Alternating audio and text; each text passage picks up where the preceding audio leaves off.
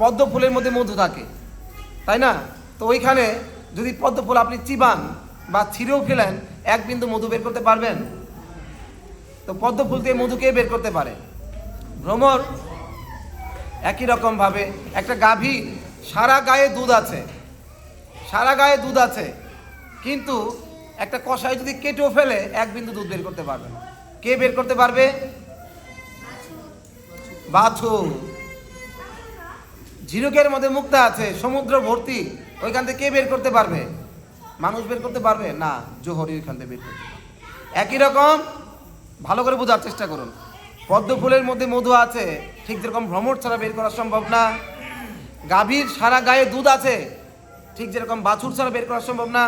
সারা সমুদ্রের মধ্যে মুক্তা আছে, কিন্তু ঝিনুক থেকে মুক্তা ওই জোহরি ছাড়া যেমন বের করা সম্ভব না, একই রকমই নামের ভেতরে প্রেম আছে, একই রকম ভাবে ওই বৈষ্ণবকে ছাড়া ওইটা বের করা সম্ভব না। ঠিক আছে? তো সেই জন্য ভগবান আর বৈষ্ণবের মধ্যে পার্থক্য কি? ভগবান হচ্ছেন ভক্ত বৎসল, আর বৈষ্ণব হচ্ছে অভক্ত বৎসল। ভগবানের ভালোবাসা কার জন্য? ভক্তদের জন্য। আর বৈষ্ণবের ভালোবাসা কার জন্য? অভক্তদের জন্য। বুঝতে পারা গেল? এর জন্য এই জগতে আমরা গঙ্গা স্নান করতে যাই, কিন্তু গঙ্গা বেশি মাহাত্ম্যপূর্ণ না বৈষ্ণব বেশি মাহাত্ম্যপূর্ণ? কোনটা? আমরা গঙ্গা স্নান হাজার হাজার টাকা ব্যয় করে গঙ্গা স্নান করতে যাই ভারতে। এই গঙ্গা থেকে যখন স্নান করি সব পাপ গঙ্গায় ঢেলে দেই, কিন্তু গঙ্গায় স্নান করার পরে পাপ মুক্তি, আর বৈষ্ণবকে দর্শন করলে পাপ মুক্তি। বৈষ্ণব দর্শন না, যৎ কীর্তনম যৎ বন্দনম যৎ অর্হনম যৎ শ্রবণম লোকস্য সদ্য বিধৌনতি কলমসম তস্মৈ সুভদ্র শ্রবণে নমঃ। আর যারকে দর্শন কেন, যার কথা শ্রবণ করলে, যার কথা স্মরণ করলেও জীব পাপ থেকে লোকস্য সদ্য বিধৌনতি কলমসম, তৎক্ষণাৎ জীব পাপ থেকে মুক্তি লাভ করতে পারে, সেই হচ্ছে বৈষ্ণব। তো সেই জন্য গঙ্গায় যখন স্নান করতে করতে সব পাপ ঢেলে দিলাম, তো গঙ্গাকে পাপ মুক্ত করবে কে? আপনারা কারা কারা জয়দেব গোস্বামী নাম শুনেছেন? বৈষ্ণব কবি, কবি জয়দেব গোস্বামী। তো জয়দেব গোস্বামী তিনি গীত গোবিন্দ লিখেছেন। তার গীত গোবিন্দ, জগন্নাথ পাগল তার গীত গোবিন্দ শোনার জন্য। একবার কি হলো, একবার এক মুচি জুতা শিলাচ্ছে একটা পাথরের উপরে, এরকম করে জুতা শিলাচ্ছে আর গীত গোবিন্দ গাচ্ছে। তো ব্রাহ্মণ জুতা শিলাচ্ছে, ব্রাহ্মণ বলছে কি ব্যাপার, তুমি কিসের উপর জুতা শিলাচ্ছ? কালো পাথর, দেখাও তো দেখি। হাতে নিয়ে দেখে সেটা কালো পাথর না, সেটা কি? শালগ্রাম শিলা।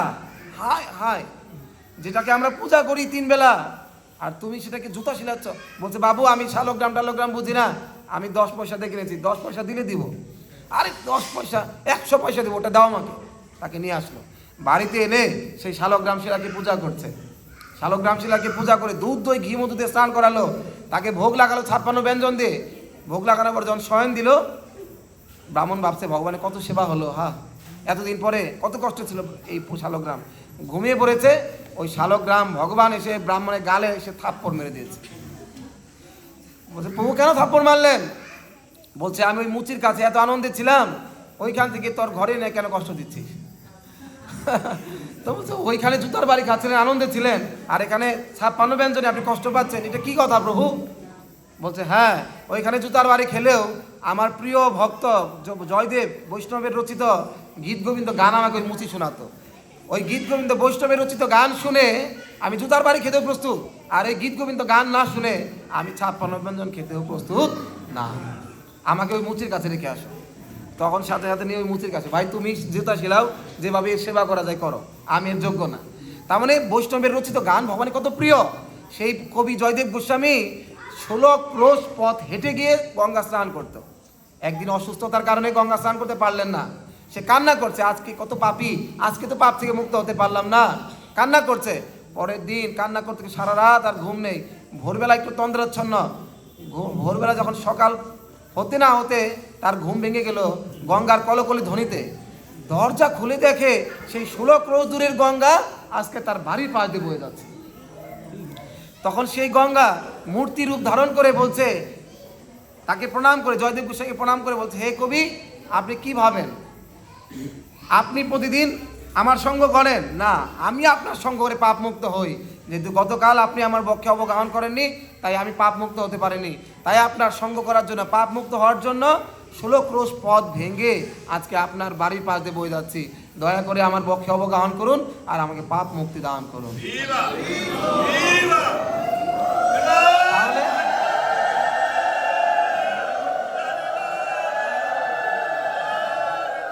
তাহলে সিদ্ধান্ত হচ্ছে এটাই, আমাদেরকে তীর্থরা পাপ থেকে মুক্ত করে, আর তীর্থকে পাপ থেকে মুক্ত করে কে?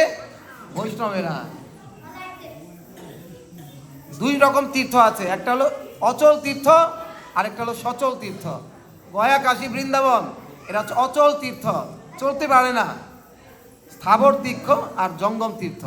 তীর্থি কুরবান্তি তীর্থানি সন্তস্তের কথা বৃতা। জগতে 2 রকমের তীর্থ আছে, ভাগবতে বলা আছে। একটা তীর্থ চলতে পারে না, আরেকটা তীর্থ চলতে পারে। গয়া, কাশী এটা হচ্ছে অচল তীর্থ, ওইখানে গিয়ে পাপ মুক্ত হতে হয়। কিন্তু আমরা যারা সংসারে আবদ্ধ হয়ে জড়ো হয়ে আছে, গয়া, কাশী যেতে পারি না। কারা কারা বৃন্দাবন গিয়েছেন? হাত তুলুন দেখি, কারা কারা বৃন্দাবন গিয়েছেন? কারা কারা? আমরা যেতে পারিনি বৃন্দাবন, আমরা সংসারে আবদ্ধ হয়ে আছি। কিন্তু আরেকটা তীর্থ আছে যেটা সচল তীর্থ। যারা সংসারে আবদ্ধ হয়ে আছে তাদেরকে উদ্ধার করার জন্য, হরে কৃষ্ণ, যারা সংসারে আবদ্ধ হয়ে আছে তাদেরকে উদ্ধার করার জন্য আরেকটা তীর্থ আছে, জঙ্গম, চলাফেরা করে, সচল তীর্থ, সেটা হচ্ছে বৈষ্ণবেরা। এই যারা বিষয়ীরা বিষ পান করছে সংসারে থেকে, বিষয় মানে বিষের আশ্রয়, সারা দিন রাত বিষ পান করছে।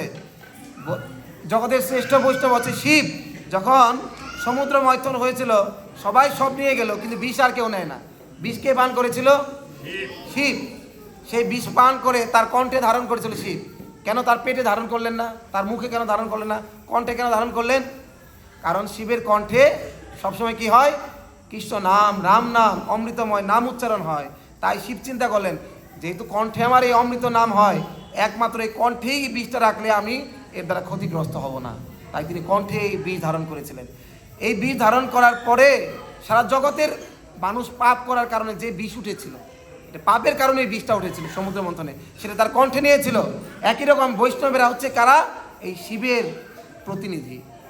তারাও বিশ্বজিৎ দ্বারে দ্বারে গিয়ে ভিক্ষা চায়। লক্ষ্মীকান্তের ভৃত্য দ্বারে দ্বারে মাগে। বৈষ্ণব হচ্ছে লক্ষ্মীকান্তের ভৃত্য। লক্ষ্মী সারা জগতের ধন সম্পদের মালিক, তার কান্ত, তার মালিক হচ্ছে কে? নারায়ণ। আর তার ভৃত্য, তার পুত্র হচ্ছে বৈষ্ণবেরা। কবিরাজ গোস্বামী চৈতন্য চৈতামিতে বলছে, লক্ষ্মীকান্তের ভৃত্য দ্বারে দ্বারে মাগে। রাজাধিরাজ নারায়ণের পুত্র হচ্ছে বৈষ্ণব, মানে রাজপুত্র।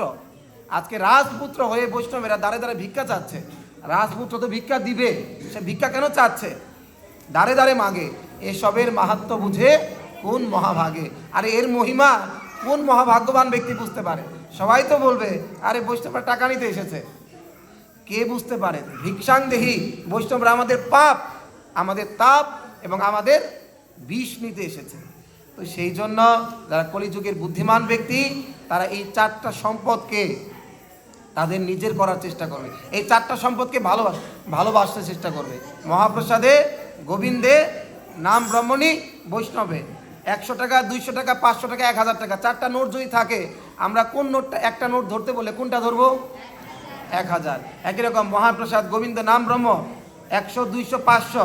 কিন্তু বৈষ্ণবকে তুলনা করছে আচার্যগণ, বলছে এটা 1000 টাকার নোট। কেন? 1000 টাকা আমাদের 500, 200, 100 সবই আছে। একই রকম বৈষ্ণবদের কাছে গেলে আমরা মহাপ্রসাদও লাভ করতে পারি, গোবিন্দকেও লাভ করতে পারি, নাম ব্রহ্ম হরিনামও পেতে পারি। হরে কৃষ্ণ। তো সেই জন্য যারা কলিযুগের বুদ্ধিমান ব্যক্তি, ধৃত দুর্জন সঙ্গম, ধৃত বৈষ্ণব সঙ্গম, তেজ দুর্জন সঙ্গম, তারা দুর্জন সঙ্গ পরিত্যাগ করে তারা বৈষ্ণবদের সঙ্গ গ্রহণ করবে। যদি আমরা কিছু নাও পারি, জগতে কিছু যদি নাও পারি, হার বাত তুমি ভুলো মাগার বৈষ্ণব সঙ্গ মাত ভুলো না। জগতে সব কিছুকে যদি ভুলেও যায়, এই মৃত্যুর আগ পর্যন্ত যেন বৈষ্ণব সঙ্গের কথা না ভুলে যায়। একটা ধানের দাম হচ্ছে 1600 টাকা মন, কিন্তু চিটার কোনো দাম নাই।